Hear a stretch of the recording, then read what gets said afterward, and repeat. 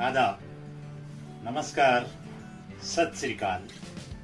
दोस्तों, मैं हूं नजीर और आप देख रहे हैं मेरे साथ यानी नजीर के साथ महापुरुषों की बात। उत्तर प्रदेश के कानपुर शहर के कुछ किलोमीटर दूर गंगा के तट पर बसी हुई है एक धार्मिक ऐतिहासिक नगरी जिसे कहा जाता है बिठूर। हालांकि वर्तमान में इसे अगर कानपुर मेट्रो का हिस्सा कहें तो ये कुछ गलत नहीं होगा। ये वही स्थान है जहां पर भगवान राम के दोनों पुत्रों यानी कि लव और कुश का जन्म हुआ था और यहीं पर गंगा किनारे ब्रह्मवत घाट है जहां श्रद्धालु कार्तिक पूर्णिमा पर अपनी पूजा अर्चना के लिए जाते हैं। बिठूर के इस संक्षिप्त विवरण के साथ हम बात करेंगे इसके ऐतिहासिक पक्ष की। कहने को ये बहुत छोटी सी जगह है, किंतु जब 1857 की क्रांति का जिक्र करते हैं तो ये कहानी बिठूर के जिक्र के बगैर अधूरी रह जाती है। इसका अर्थ यह है कि 1857 में बिठूर का अपना एक बहुत महत्वपूर्ण योगदान रहा है। बिठूर में 20-25 एकड़ के अंदर एक किला फैला हुआ है जो कि नाना साहब का किला कहा जाता है। यहाँ पर्यटन विभाग ने तकरीबन 10 एकड़ के अंदर एक पार्क बनाया है जिसमें आजादी की लड़ाई से संबंधित दीर्घा है, उस वक्त चलने वाले सिक्के हैं, राजकीय आदेश की कापी या जिसे हम प्रति कहें वो वहां पर मौजूद है। अब हम फिर से अगर धार्मिक मान्यताओं की बात करें तो एक महत्वपूर्ण बात यह है, जो मान्यता है हिंदू धर्म की उसके अनुसार कि बिठूर ही वो जगह है जहां पर ब्रह्मा ने सृष्टि की रचना की थी। दूसरे, यहीं पर वाल्मीकि रामायण की रचना की। गंगा तट से थोड़ा ऊपर स्थित एक आश्रम है जहां पर जाने के लिए जो सीढ़ियां हैं उन्हें स्वर्ग की सीढ़ी कहा जाता है। सीता जी इसी आश्रम में आई थी जब उन्हें भगवान राम के कहने पर लक्ष्मण जी छोड़कर चले गए थे। बिठूर को 52 घाटों की नगरी भी कहा जा सकता है, कहा जाता था, लेकिन वर्तमान में 29 घाट ही जो हैं वहां पर उपलब्ध हैं। अब हम राजनीतिक महत्व की बात करें तो पाएंगे कि 1818 में तीसरे मराठा युद्ध में अंग्रेजों से पराजित होने के बाद बाजीराव ने बिठूर में रहने का निर्णय किया। बिठूर का वर्तमान राजनीतिक इतिहास शायद वहीं से शुरू होता है। अगर ये कहा जाए तो कुछ गलत नहीं होगा। स्वतंत्रता आंदोलन के कई सितारों की भूमिका या जिसे हम कर्म भूमि कहें वो बना है बिठूर, जैसे नाना साहब, तात्या टोपे या महारानी लक्ष्मीबाई का बचपन भी यहीं पर गुजरा। और आज हम बात कर रहे हैं 1857 की क्रांति के एक और नायक, महत्वपूर्ण क्रांतिकारी, लड़ाका या जो भी कह सकते हो वो कम है, नाना साहब पेशवा की, जो कि बाजीराव के दत्तक पुत्र थे।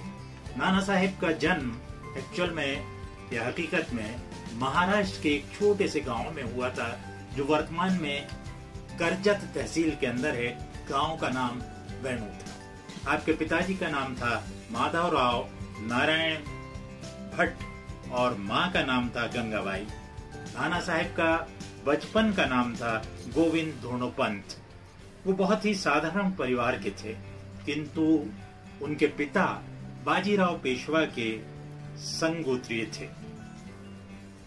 बाजीराव ने नाना साहब को अपना दत्तक पुत्र बनाया और उसके बाद उन्हें हाथी की सवारी, घुड़सवारी, युद्ध कौशल और कुछ भाषाओं का ज्ञान भी करवाने में बाजीराव की बहुत महत्वपूर्ण भूमिका रही।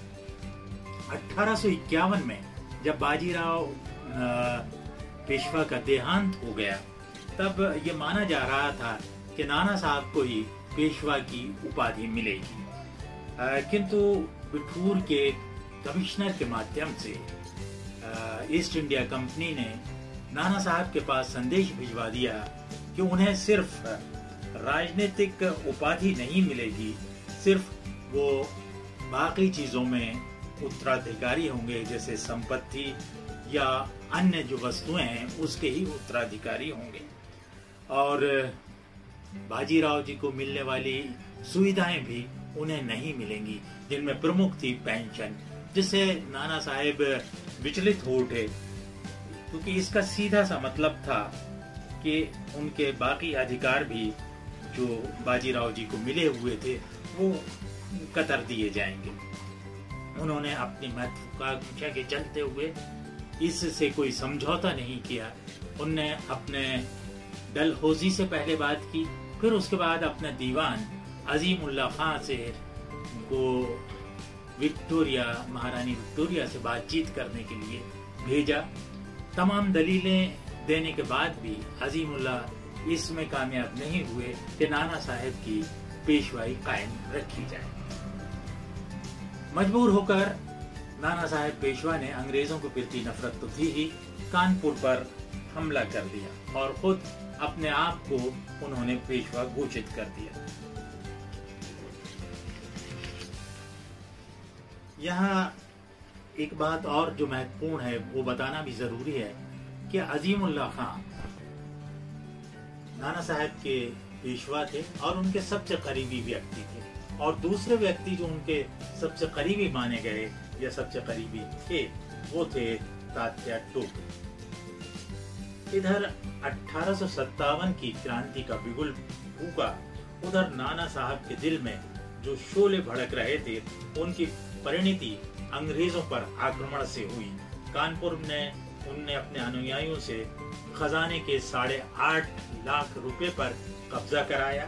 बहुत सारी युद्ध सामग्री भी नाना साहब ने अपने कब्जे में ले ली और अंग्रेजों को अपने आप को किसी सुरक्षित स्थान पर छुपने के लिए मजबूर होना पड़ा। उसी समय 27 जून को कानपुर के पास अंग्रेज महिला पुरुष तकरीबन 300 जिनकी संख्या थी उनको मौत के घाट उतार दिया गया। घटना से ईस्ट इंडिया कंपनी के खेमे में हड़कंप मच गया। डलहौजी ने आदेश दिया है कि किसी भी तरह से कानपुर पे कब्जा किया जाए। 16 जुलाई 1857 को जनरल हैवलॉक ने पूरी ताकत के साथ कानपुर पर हमला करके पुनः कानपुर पर कब्जा कर लिया। इसके पहले सती चौरा में भी नाना साहब के कहने पर या नाना साहब के लोगों ने सती चौरा में 200 अंग्रेजों को मौत के घाट उतार दिया। इतिहास के अंदर इस बात पर अलग अलग विवाद हैं। कुछ लोगों का कहना है कि ये नाना साहब के कहने से नहीं हुआ, कुछ लोगों का कहना है या मानना है कि ये नाना साहब के कहने पर ही हुआ। नाना साहब ने जब लक्ष्मीबाई के ऊपर झांसी में हमला किया अंग्रेजों ने, तो तात्या टोपे को उनकी मदद के लिए भी नाना साहब ने ही भेजा था। कानपुर में हार के बाद नाना साहब रुहेलखंड चले गए और वहां पर उन्होंने खान बहादुर के साथ अंग्रेजों के खिलाफ मोर्चा खोला। इस बीच एक घटना और हुई थी। कुछ सैनिक बड़ी संख्या में दिल्ली में बहादुर शाह का साथ देने के लिए रवाना हो रहे थे, लेकिन नाना साहब ने उन सैनिकों को रोक लिया। उनका तर्क ये था कि दिल्ली जाने से कोई हल नहीं निकलेगा, बल्कि जानी नुकसान हमारे सैनिकों को उठाना पड़ सकती है। इधर अंग्रेज ये बात समझ चुके थे कि जब तक इस क्षेत्र में शांति नहीं होगी, जब तक कि नाना साहब की शक्ति को कम ना किया जाए, और उन्होंने इस तरह से घेराबंदी की कि नाना साहब को देश छोड़ने के लिए मजबूर होना पड़ा। नाना साहब भी बेगम हजरत महल की तरह नेपाल में चले गए। वहां जाकर उन्होंने अपनी शरण ली। कहा जाता है 1902 में वहीं पर उनकी मृत्यु हो गई। इस बात पे हालांकि कुछ अलग अलग मत हैं। कुछ लोगों का मानना है कि वो वापस हिंदुस्तान आ गए थे और गुजरात के सीहोर नामक स्थान पर उनकी मृत्यु हुई। बहरहाल हम आज अपने इस एपिसोड के माध्यम से उनकी दूरदर्शिता, बहादुरी और उनकी रणनीति को सलाम करते हुए उन्हें श्रद्धांजलि अर्पित करते हैं। हमारा ये एपिसोड आपको कैसा लगा? अपनी राय कमेंट बॉक्स में जरूर दीजिए। हमारे चैनल को सब्सक्राइब करना ना भूलिए। इनकलाब जिंदाबाद। जय हिंद।